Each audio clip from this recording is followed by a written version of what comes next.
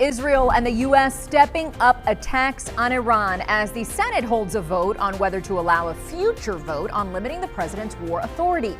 New video showing the moment a U.S. submarine sank an Iranian warship. Meanwhile, the Pentagon also identifying 4 of the 6 U.S. service members killed in Sunday's drone strike by Iran. And one of them, 35-year-old Captain Cody Cork, is from Florida. Good evening, I'm Jim Barry. And I'm Lauren Pastrana. More U.S. bombers are arriving in the Middle East at this hour. CBS News Miami's Aaron Navarro is in Washington with the latest. Jim and Lauren, the White House says that President Trump will attend the dignified transfer of the 6 U.S. service members who have been killed since the start of the war with Iran. But the White House has not yet set an end date for this conflict, and the Pentagon says that the U.S. military operation is only accelerating.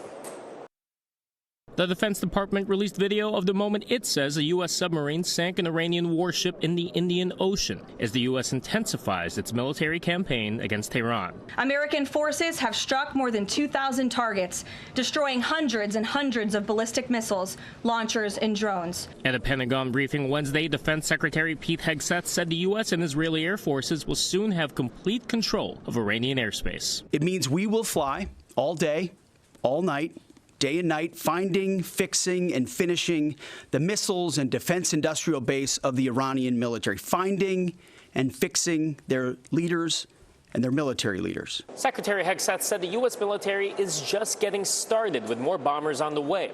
The comments come amid an effort by some lawmakers to rein in the Trump administration from using any more force against Iran. Taking America to war in Iran was done by President Trump without meaningfully consulting the American people or Congress. The Senate is set to vote Wednesday on the War Powers Resolution. It is expected to fail in the Republican-controlled chamber. You don't have to authorize military operations. They can go on as long as the president wants them to go on until you cut off funding.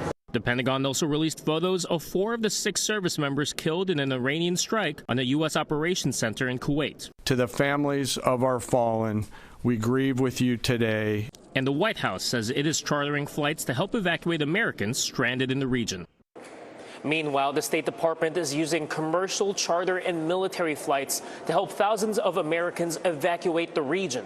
The White House says that additional measures will also be announced in the coming days. On Capitol Hill, Aaron Navarro, CBS News Miami.